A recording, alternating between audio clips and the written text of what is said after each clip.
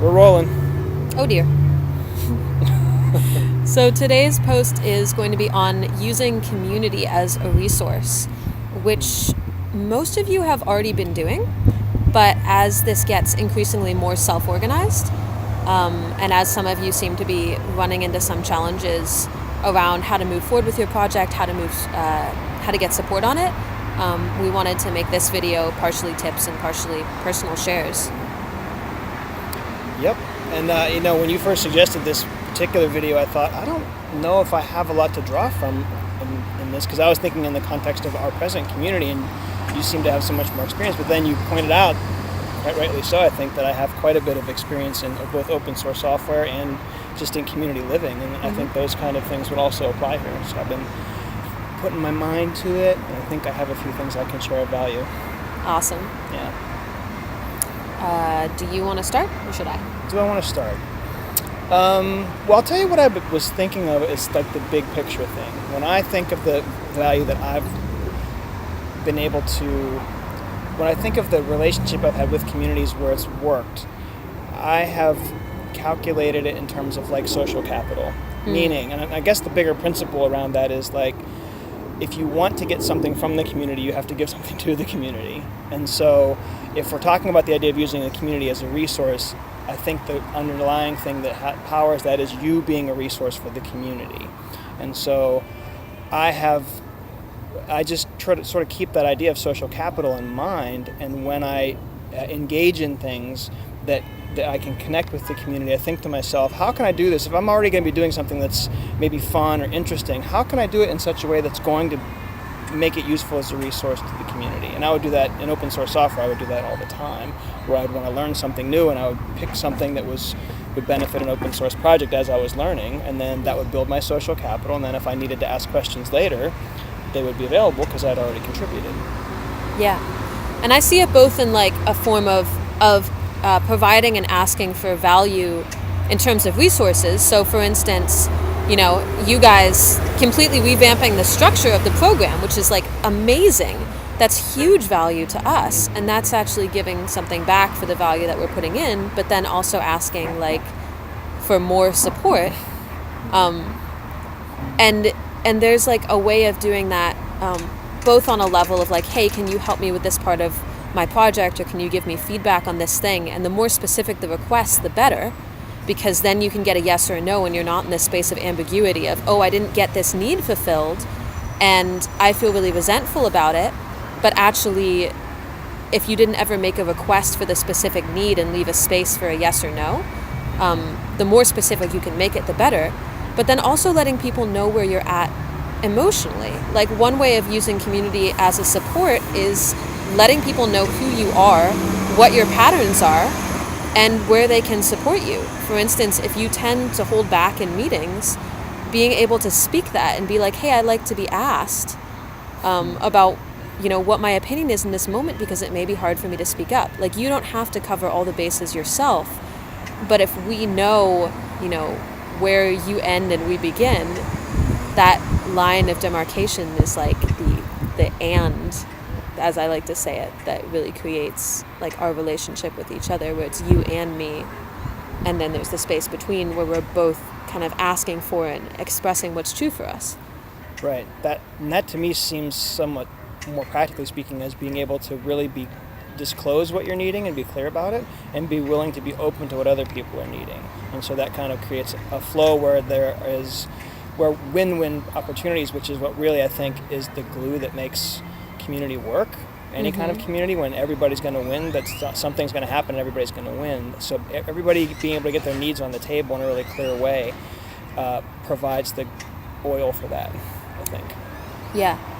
And also kind of understanding that community is a conversation.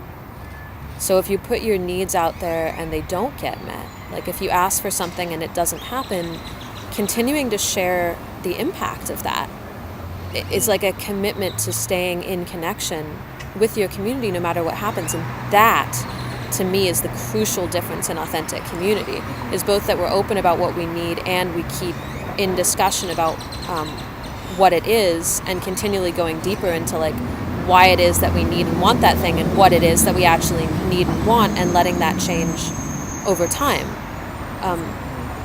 And I was thinking, like, in maybe more traditional communities, that concept of on the table is like, you may put the need on the table, but if it doesn't get met, you pull it back off. Mm-hmm. And the authentic community is this invitation to, like, no, leave it on the table. Keep leaving it on the table.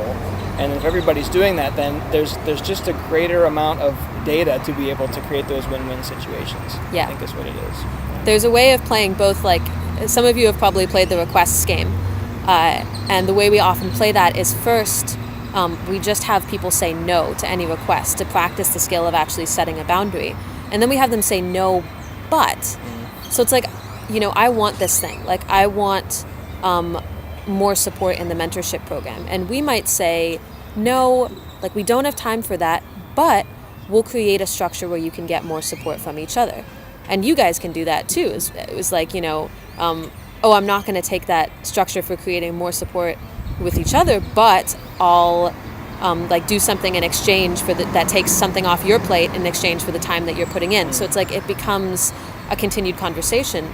Or you can play yes and, which is a way of adding even more value. So it's like you ask for support in us, like giving more attention to the Facebook group, and we say, yeah, and we'll create a system whereby you can also do that with each other, which is what I see you guys doing really brilliantly, which is both like taking your projects and creating ways of providing more value for the program, and that's where we start to really leap forward. I'll pause you for a second. I want to unpack one piece of this, which I think is pretty salient for being able to keep your needs on the table, which is this is one of the things I really got from the Authentic Man program. It was a huge breakthrough for me. Was I think prior to that program, I walked around with needs, with having a need, expressing a need, and getting the need met, all really conflated. Mm-hmm. And if I asked and didn't get it met, then there was this. That was that desire to kind of take it back off the table.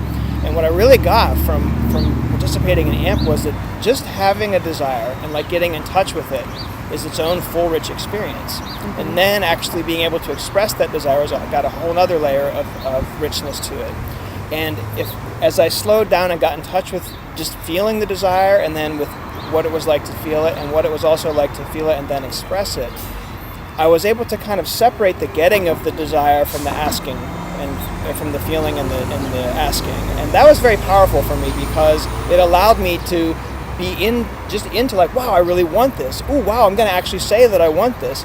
And if I didn't get it, getting it or not getting it became a lot more like icing on the cake, because I had slowed down and enjoyed the richness of those first two steps. So I think that's a really critical element. If you have inside of you this feeling of like, oh, I might want to pull things back off the table, that's a great place to look.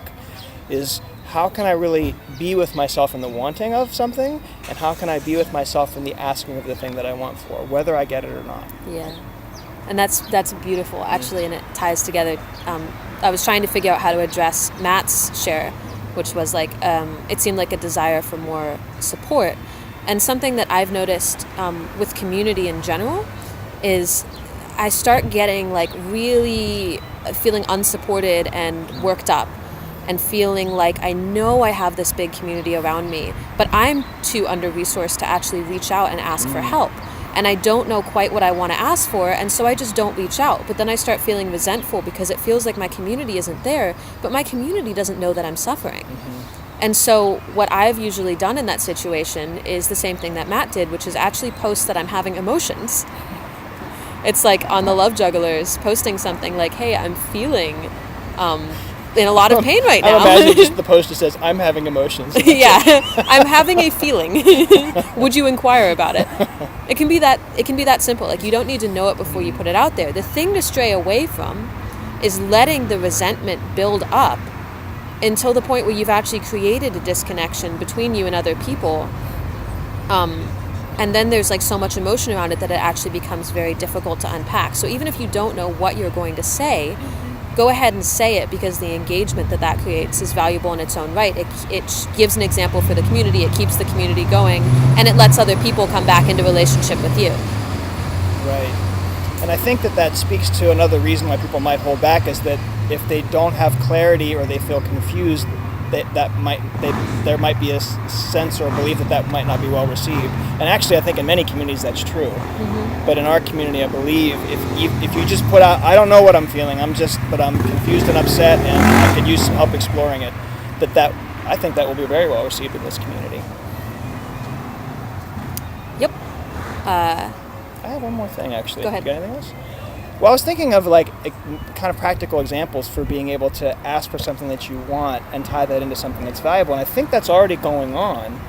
And just to unpack it a bit, some of you guys are already asking for people to come to like trial stuff or like to workshop things. And I think that if you can provide some value to folks, then they're getting some value, and you're getting the value of being able to workshop your stuff. So I think that's a perfect example of finding a creative way to give value to the community in a way that's also valuable for you. And so keep that up and find more and more creative ways to do things just like that. And the last thing is specificity of request. An example is if you put an event out on Facebook that's like open to everybody, and you invite on Facebook all the people that you think might want to be there, and nobody responds, a lot of the reason for that is that you didn't like make it clear to specific people why you wanted them in it. I can't overstate the value of reaching out to people and letting them know why you want them in particular to be involved in this thing. And that also, then you have clarity of why they said yes or no without floating this ambiguity of I don't feel supported and I don't know why. And that occurs to me much less like just a marketing blast and more like, hey, you're important to be here. It's important that you're here. And I think that would just considering that personally, it lands much more softly, and I feel much more of a pull. If you invited me, that would be like, oh, Sarah wants me there. Whereas if it was just a blast, 800 people, it wouldn't get much traction for me. Yeah. I mean, when we started this program, we had pretty intensive conversations about why we wanted to work with each other, what our motivations were, what did we want to get out of it. And that had me really feel committed to working with Chad as compared to working with anybody else that I could have.